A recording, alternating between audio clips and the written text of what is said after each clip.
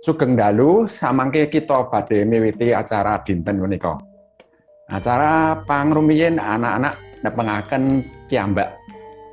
Nah, acara nomor kalih anak-anak kita akan dumugi Bante. Yuk sih. Nah, monggo ayo. Rahayu. Sugeng dalu Bapak Ibu sadaya nami kula Rahayu.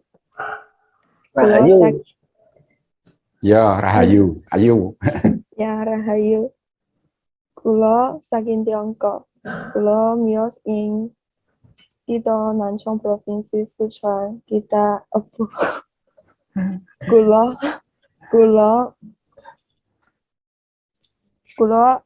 kuliah ing Universitas Kebangsaan Guangxi ing kita Nanning Provinsi Guangxi menda jurusan Bahasa Indonesia. Kula sampun sinau Bahasa Indonesia gangsal semester. Kula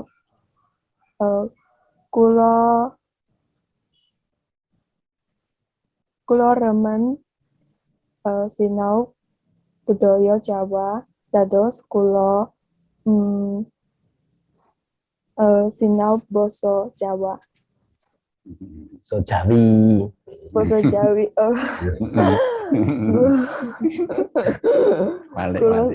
Kula sampun sinau basa Jawi kalih wulan.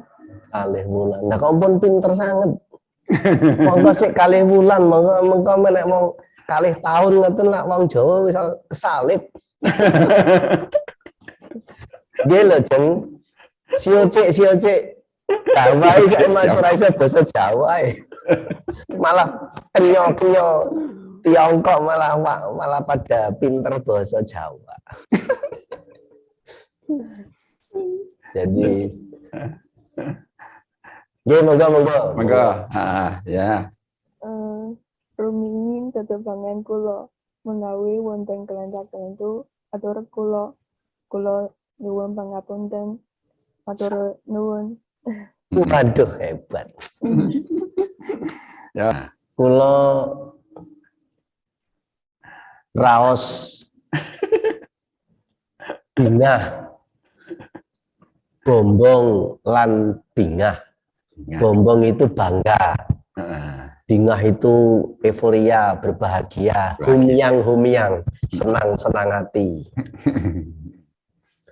Mengapa?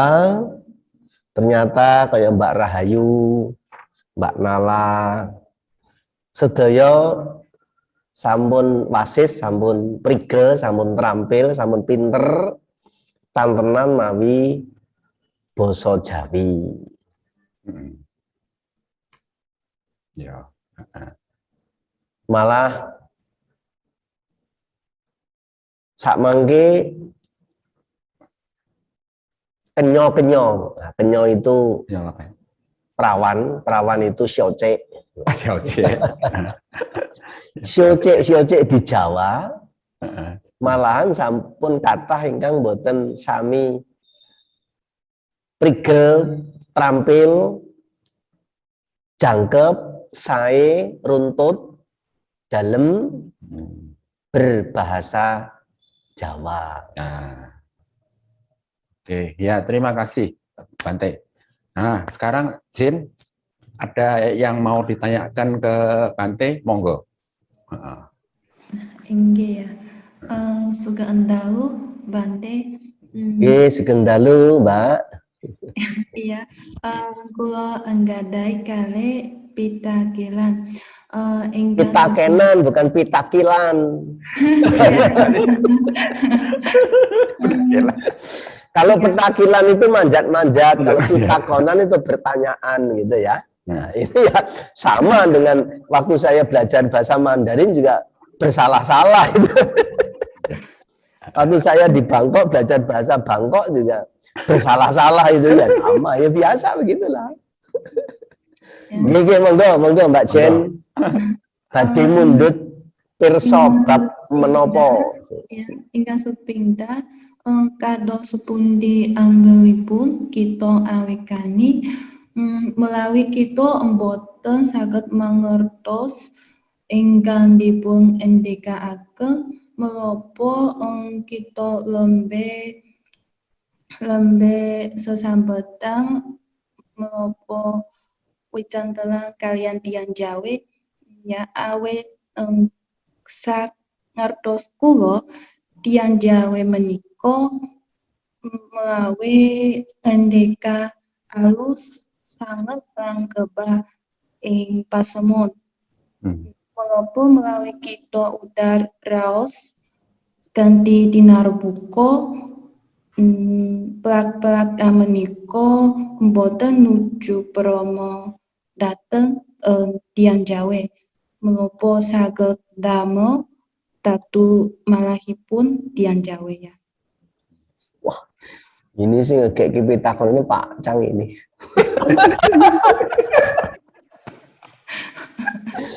Nah, ya saya bisa mengerti. Ya, sebagai orang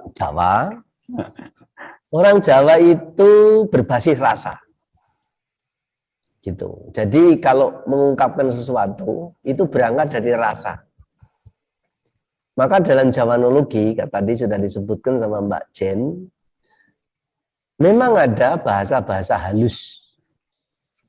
Tapi juga ada bahasa menengah, lalu ada bahasa dasar, lalu ada bahasa bawah.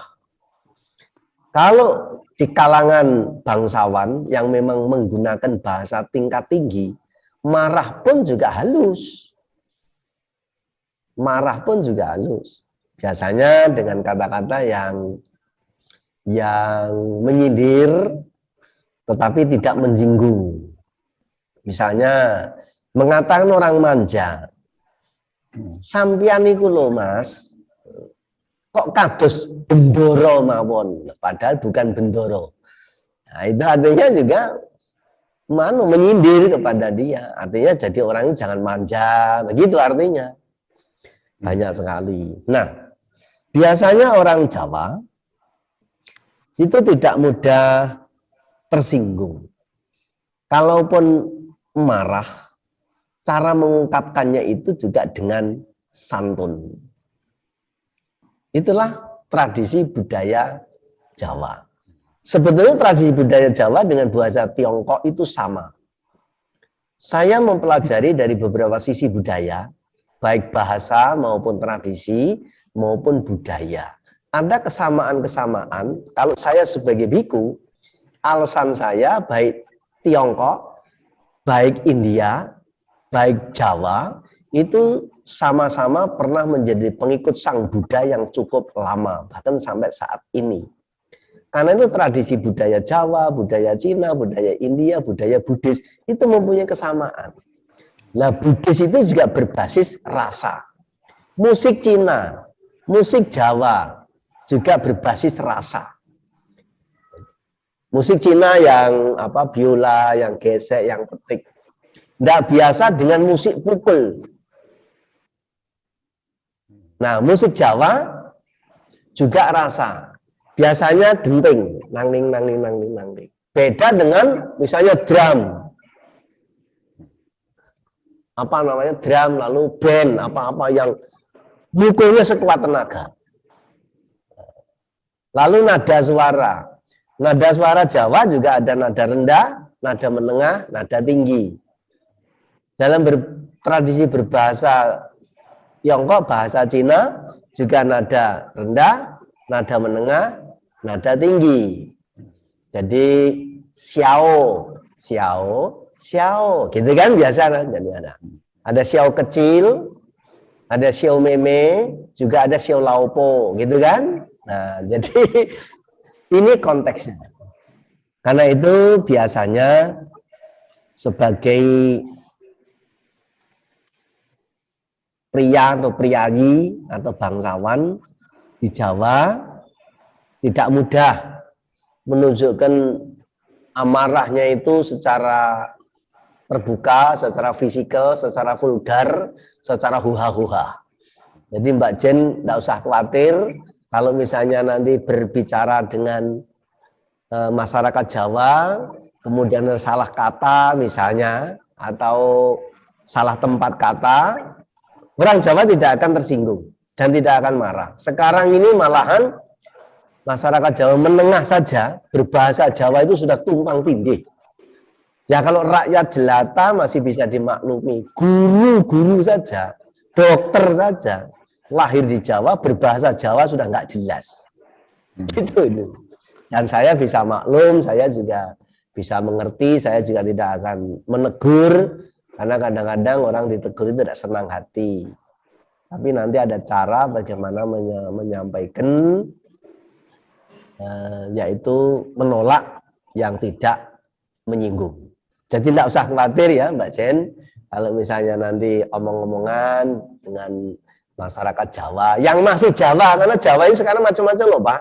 Ada Jowo Jawi, ada Jowo Jawan, ada Jowo Jahil, ada Jowo Jawil. Nah, ya, pengertiannya bagaimana nanti buka Zoom lagi.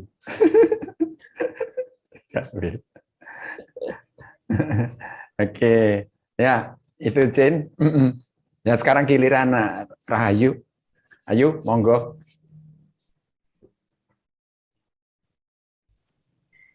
Nggih. Udo batin nyuwun pirsa. Sepindah mutera menika mengku teges lan pralambang menapa kenging menapa Sang Buddha menika tansah mutera wonten ing pundi papan. Hebat. Nggih. Sang Buddha menika piyantun ingkang sampun gayuh pepadang sampurna. Sang Buddha yang telah mencapai penerangan sempurna. Sang Buddha yang telah mencari wisdom, telah mencari enlightenment, mencari pencerahan. Itulah sebabnya Sang Buddha itu ya, artinya manusia atau seseorang yang telah mampu mengendalikan, menaklukkan dirinya sendiri sebelum mengendalikan, menaklukkan orang lain. Biasanya orang itu ambisinya menaklukkan orang lain, mengendalikan orang lain, menguasai orang lain, mengajari orang lain. Tapi Sang Buddha adalah orang yang sudah mencapai kualitas sebelum mengajari orang lain, mengajar diri sendiri lebih dulu. Itu yang membuat Sang Buddha ini manusia yang sudah tidak salah dan tidak bisa disalahkan. Di dunia ini orang yang sudah tidak pernah salah adalah orang yang sudah mencapai kebudaan seperti Siddhartha itu. Apa alasannya? Orang-orang yang sudah mencapai pencerahan itu, kalau mau berbuat sesuatu dipikirkan dalam 3 masa. Sebelum, sesaat, dan sesudah.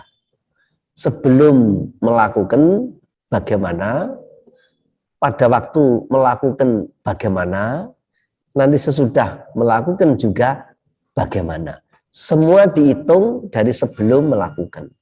Kalau kira-kira nanti membawa manfaat yang baik dilakukan. Kalau kira-kira tidak membawa manfaat yang baik, tidak dilakukan. Itu makanya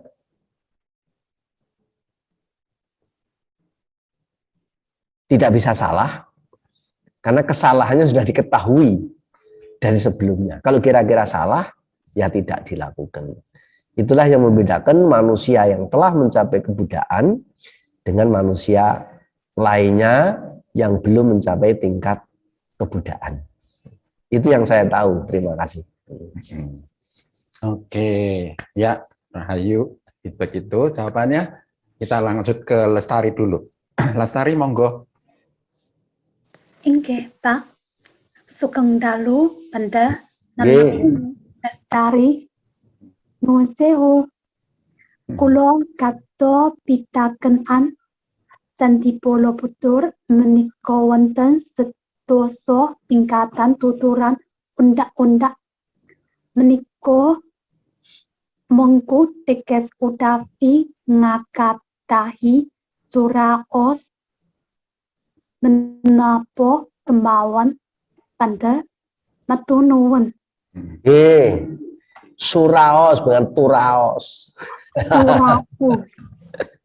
Tapi memang begitu, ada beberapa itu yang S itu menjadi T. Seperti di Kamboja atau Thailand beberapa bagian juga begitu. Jadi tidak bisa noise S. Semua yang S itu menjadi T. Namo tasa menjadi namo tata. Jadi pantas juga menjadi pantat. Jadi kalau pantas direnungkan menjadi pantat direnungkan. Saya di Jakarta juga pernah kedatangan itu Norodom Sihanouk. Oh, iya. Waktu Norodom Sihanouk datang ke wihara, saya diajak untuk menemui. Saya mendengar sendiri bahwa beliau sebagai umat Buddha lalu memohon tuntunan sila juga sendiri, tidak dituntun sama orang lain, tapi yaitu noise-nya S itu menjadi T.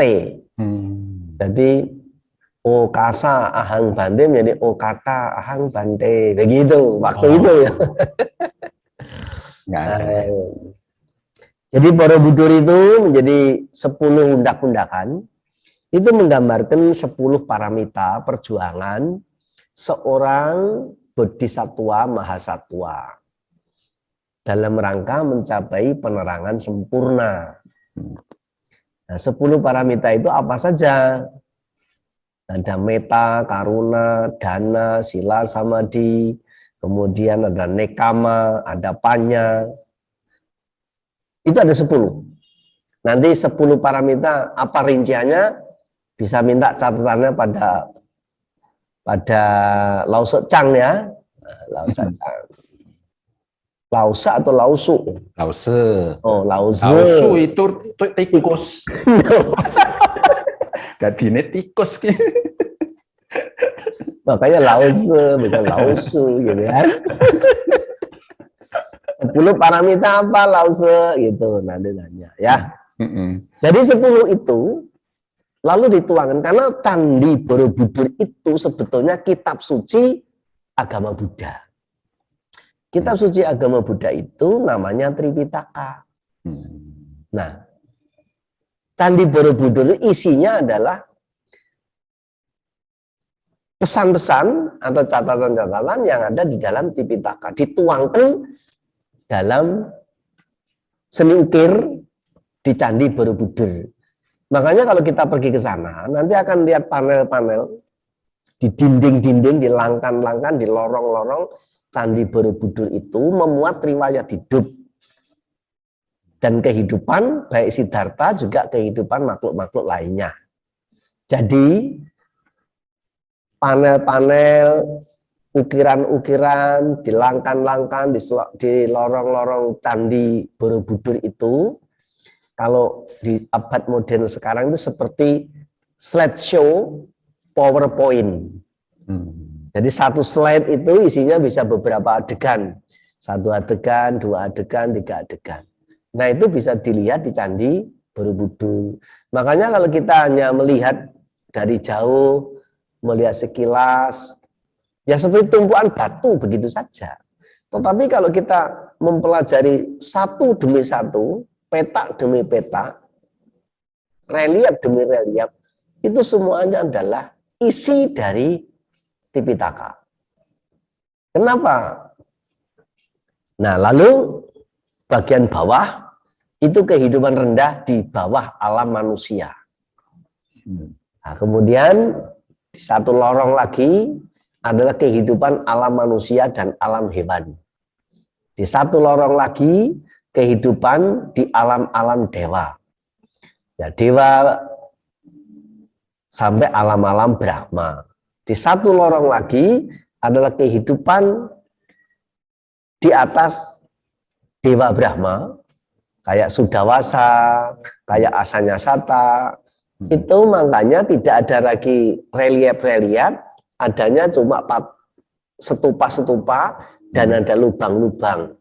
Lubangnya ada yang diagonal, ada yang kubus buju sangkar. Biasanya diagonal itu di bawahnya, lalu yang kubus di atasnya. Artinya apa? Yang diagonal itu pencapaian tingkat awal.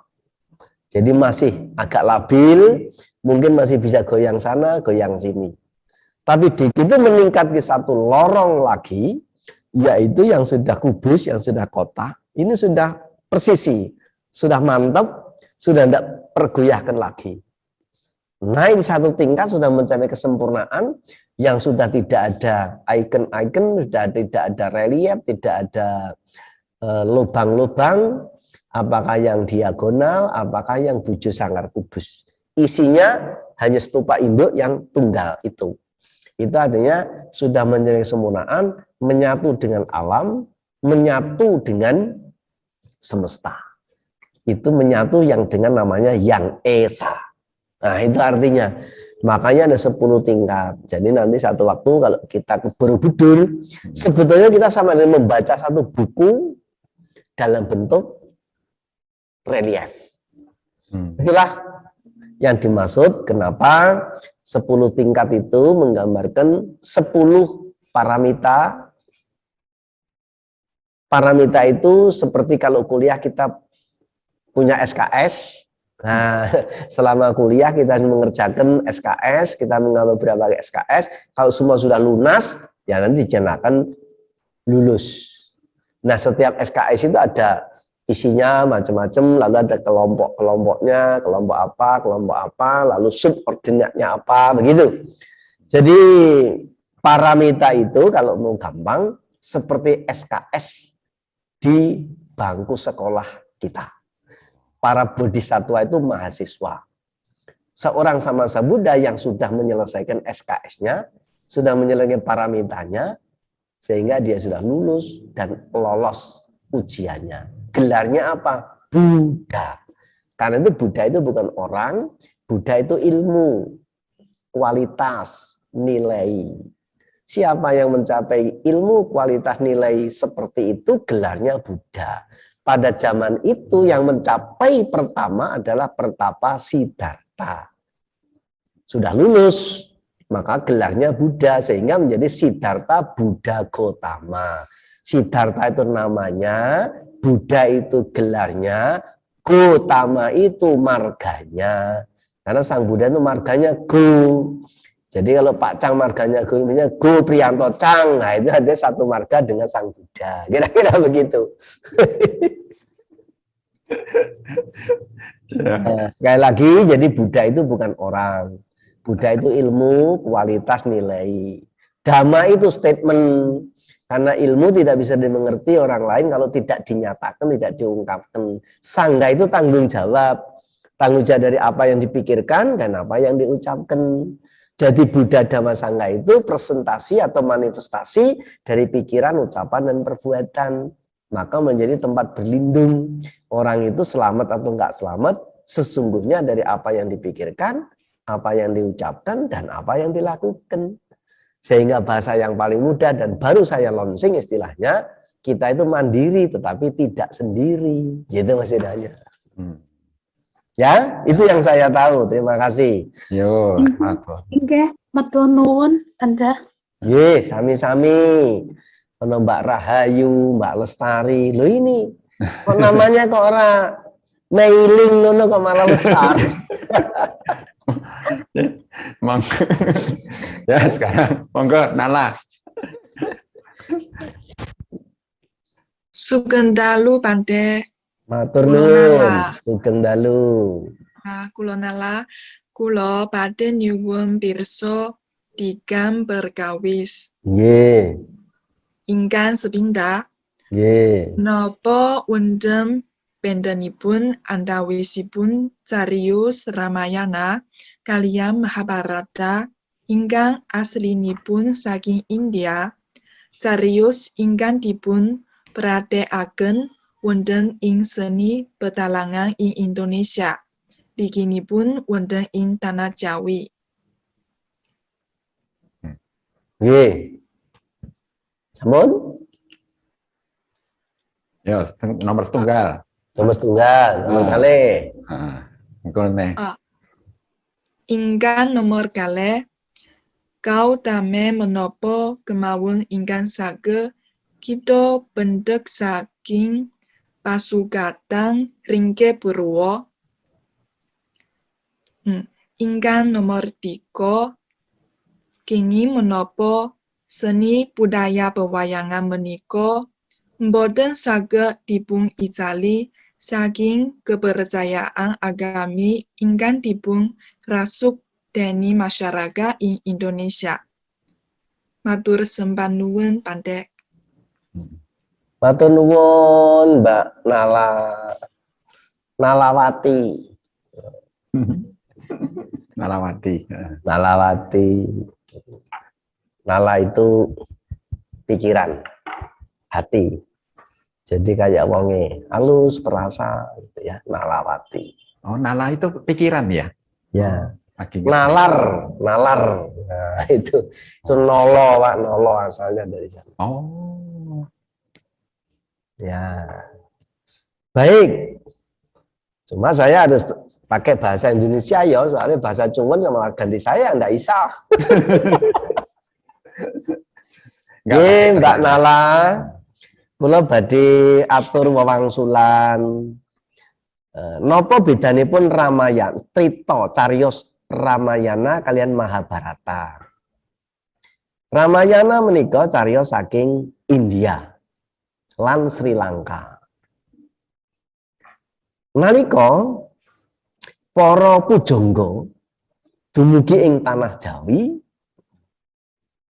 lajeng mbabar cariyos ingkang cariyos arupi seni kala wau adatipun dipun gathokaken kalian, kalau bahasa sekarang namanya kearifan lokal. Jadi seni tidak bisa diboyong begitu saja. Kalau diboyong begitu saja, biasanya masyarakat lokal menolak. Nah, kan itulah harus ada win-win solution, bagaimana agar bisa diterima oleh masyarakat lokal. Karena itulah ada revisi, ada penyesuaian, ada kompromi, ini jadikan itu jadikan ini. Nah, karena itu Mahabharata ini dicocokkan dengan kearifan lokal. Sehingga di kearifan lokal ini bisa ketemu dengan masyarakat sini. Tetapi dihubungkan dengan cerita-cerita asalnya, yaitu Ramayana dari India. Tapi kedua-duanya, apakah Ramayana, apakah Mahabharata itu sebetulnya novel. Jadi novel, seri mengajar filsafat Hindu atau filsafat Buddha. Seri novel. Gitu.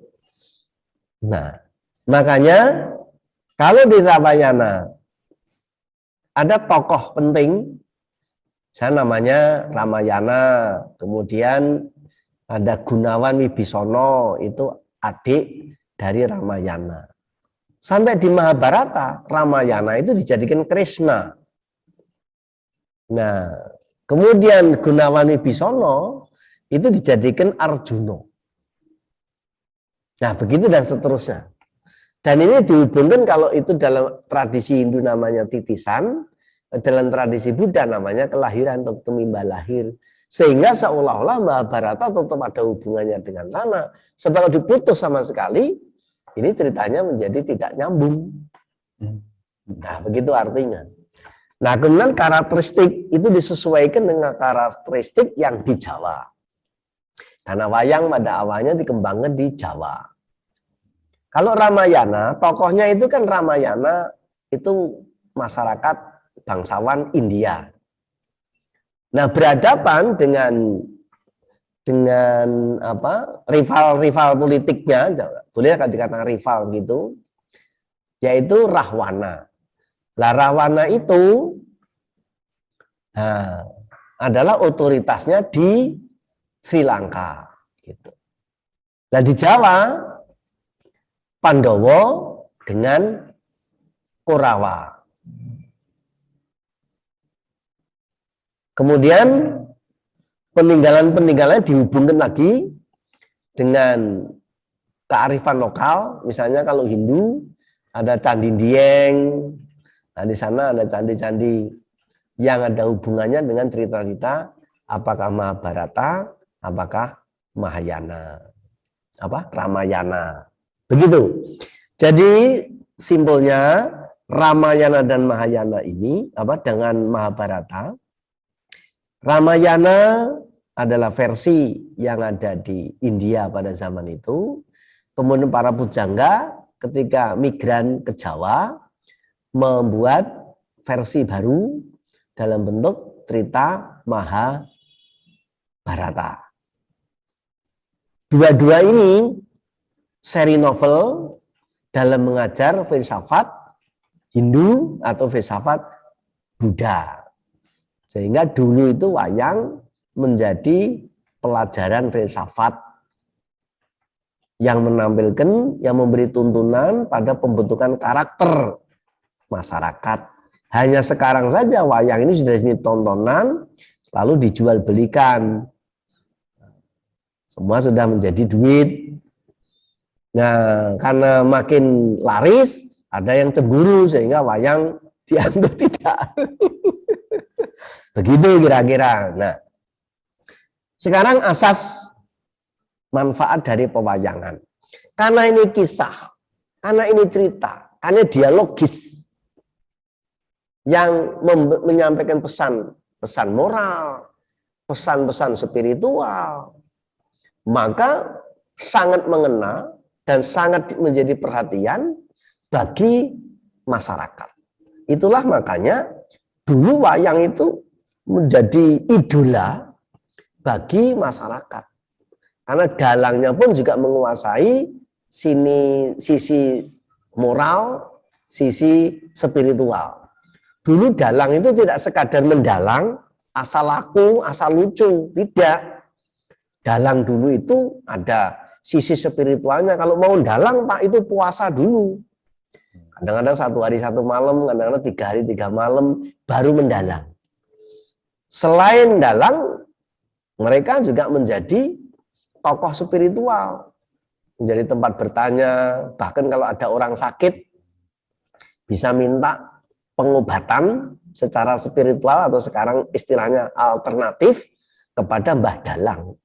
Dan dalang biasanya betul-betul hidupnya dari pedalangan, tidak nyambi ini, nggak nyambi itu lah. Sekarang ya bengkel jadi dalang gitu. Karena terus dalang juga tidak sendiri. Kalau dulu dalang itu sendiri, Pak. Karena itu dalang itu otoritas. Dari pagelaran itu top leadernya dalang. Sehingga dalang sangat menentukan. Nah, sekarang ini dalang menjadi rame karena ada bintang tamu, ada sindennya juga harus banyak. Dalangnya kadang-kadang orang apa-apa nih, tapi jadi terkenal karena bintang tamunya yang ikut jadi rame.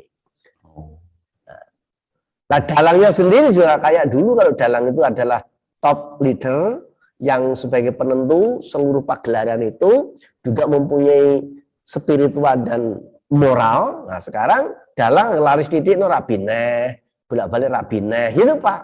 Kalau dulu enggak, semakin sederhana, dalang itu semakin berisi. Itu makanya, itu beda. Makanya wayang menjadi sangat mendidik masyarakat pada zamannya. Dalam bentuk seni, sastra, kemudian moralitas, dan spiritualitas. Kemudian pengaruh wayang, nah itulah pengaruh wayang. Jadi wayang tidak bisa dipisahkan dengan masyarakat. Meskipun sekarang ini wayang sudah ditinggalkan lama, tapi masih ada penggemar wayang yang intens ada. Kebetulan saya di rumah punya wayang, Pak. Wayang yang dibuat oleh bapak saya sendiri, jadi bapak saya bisa memahat wayang. Kemarin tanggal 25 malam di rumah saya di Kediri itu pagelaran wayang. Dan wayang tradisional, artinya wayang klasik yang tidak modern, tidak kreasi. Tidak pakai dangdutan, tidak pakai bintang tamu dagelan, itu tidak ada. Jadi dalang yang klasik, dalang juga sudah tua, cukup berpengalaman, tidak ada bintang tamu, terus juga nggak ada jogetan gitu nggak ada. Tapi kalau kayak seperti Petruk Gareng itu tetap ada. Nah, Petruk Gareng ini juga kreasi di Jawa. Iya. Kreasi di Jawa. Mengapa? Karena di Jawa ini berdasarkan filosofi ada 20, kalau huruf Jawa ada 20 huruf Jawa yang mati, kemudian ada 8 huruf Jawa yang hidup. Nah, Punokawan ini posisinya seperti sandangan yang menghidupkan huruf-huruf itu. Makanya Punokawan 4 ini posisinya dia sebagai penasehat, sebagai penghibur, sebagai pendamping, sebagai pelayan, dan yang dihibur, yang dinasihati, yang dilayani itu adalah bangsawan-bangsawan menengah. Itu posisinya Punokawan. Karena itulah kalau di cerita Ramayana, Punokawan tidak ada. Tapi Punokawan diciptakan ketika di Jawa. Itu disesuaikan dengan karakteristik masyarakat di Jawa. Karena masyarakat di Jawa itu mempunyai parodi, mempunyai seni dialog yang menarik. Sampai satu saat di Jawa ini ada namanya fase tradisi lesan. Nah, tradisi lesan inilah yang akhirnya dituangkan dalam seni pentas, yaitu seni wayang. Makanya ada beberapa literasi yang menyatakan bahwa wayang itu sebetulnya menciptakan siapa? Sunan Kalijogo. Yang dulu digandingkan media penyiaran kebajikan kepada masyarakat apapun namanya. Itu menjadi tuntunan masyarakat. Jadi seperti media sekarang, kalau kita mau lalu membuat media untuk mendatangkan masyarakat. Jadi wayang itu dulu fungsinya begitu. Malah yang buat Sunan Kalijogo dipakai pagelaran wayang. Dan dulu dalangnya tidak usah diupah. Asal kamu mau dengar saja, dalang itu sudah terima kasih. Karena misinya adalah mengedukasi masyarakat. Ya, ya. Itu Pak. Lalu satu pagelaran wayang ini itu bervariasi, isinya ada filsafat yang halus, ada yang menengah, ada yang menghibur. Jadi Punokawan itu fungsinya sebagai misi penghiburan. Jadi kalau bahasa teknisnya ada informatif, ada persuasif, dan ada rekreatif, gitu Pak kira-kira. Informatif adalah memberikan info-info yang berguna. Persuasi adalah mendorong agar orang mau melakukan hal kebajikan berdasarkan info ini, dan rekreatif artinya menghibur sehingga orang itu melakukan sesuatu tidak terpaksa, tidak dipaksa, tapi merasa mau melakukan dengan senang hati. Dulu itu begitu misi wayang. Gitu Pak. Terima kasih. Wah, pranyoto saestu lebet sanget nggih suraosipun menika unda-undaan utawi tataran wonten ing Candi Borobudur nggih Bante nggih. Kula ugi nembe mangertos sak menika Bante. Nggih, lah wong candi lek gawe ya wis suwi, sing gawe ya wis.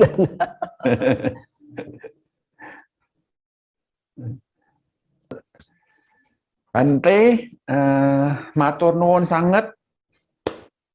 Sakmenika saya mengaturaken anak-anak juga. Terima kasih semua sudah belajar dengan baik.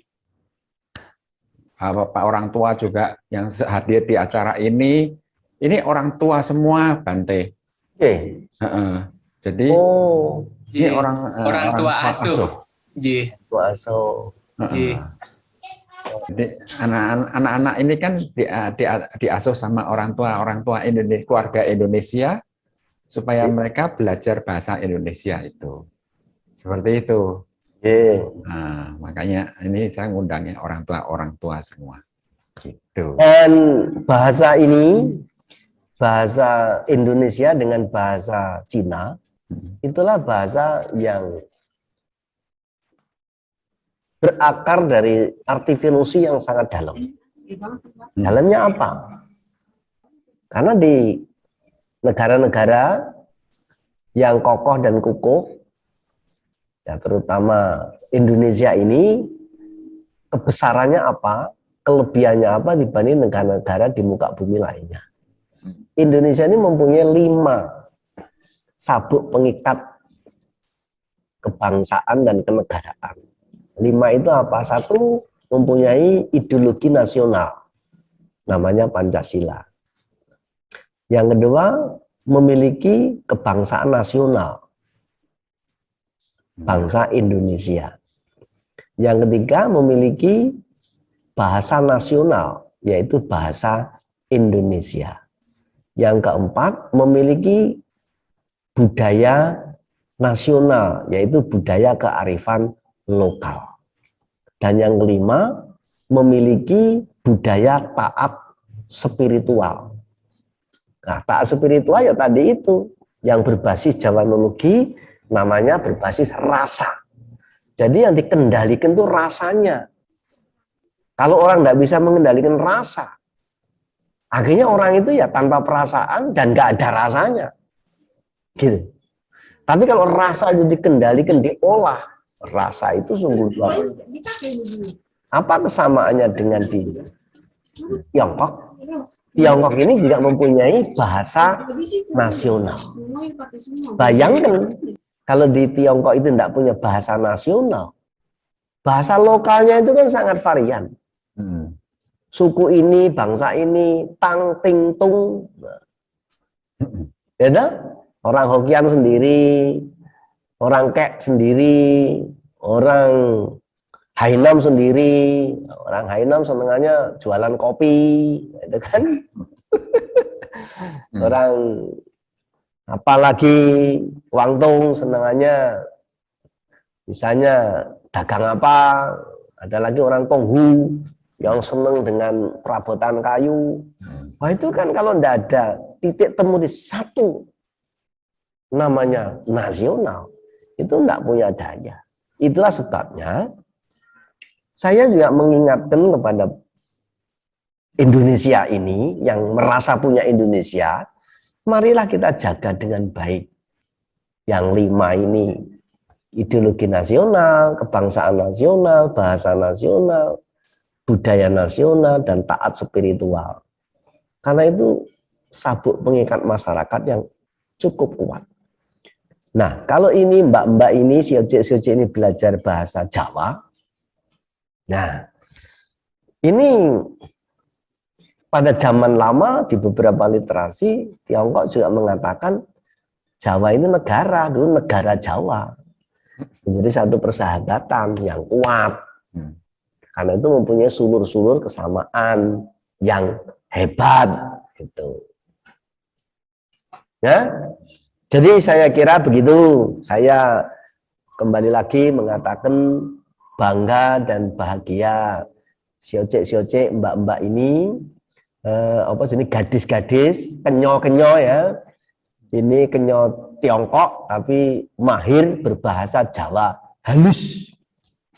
Nah, sedangkan sioce-sioce Jawa sudah nggak bisa bahasa Jawa, nggak bisa bahasa Cina, nggak tahu nanti jadi bangsa apa ini nanti. Nggih, Bante, nggih.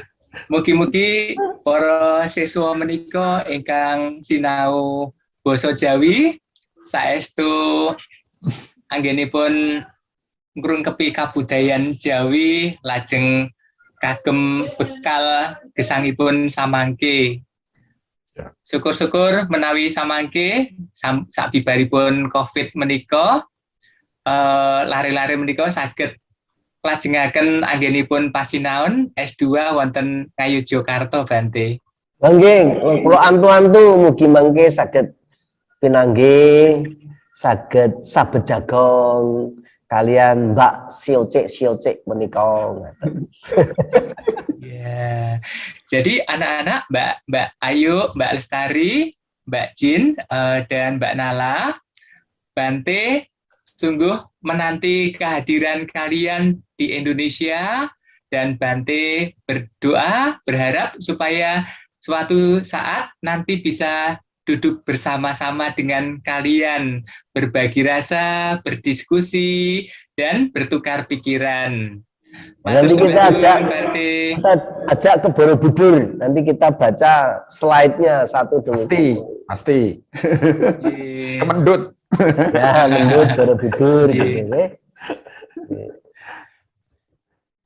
Nggih, mekaten matur nuwun sanget dhateng sedayanipun. Mugi tansah winengku ing karahajan, pinaringan gangsar anggenipun sami gegulang wonten ing pawiyatan. Matur sembah nuwun Bante. Menika kalau mau Bapak Ibu sedaya tiyang sepuh angkat para mahasiswa saking Guangxi menapa ingkang sampun dipun ngendikaaken, dipun jabaraken kalian dipun jlentrehaaken dening Bante Dhamasuba. Mugi-mugi menapa ingkang sampun dipun ngendikaaken menika saestu migunani tumrap gesang kita piyambak-piyambak. Matur sembah nuwun. Kami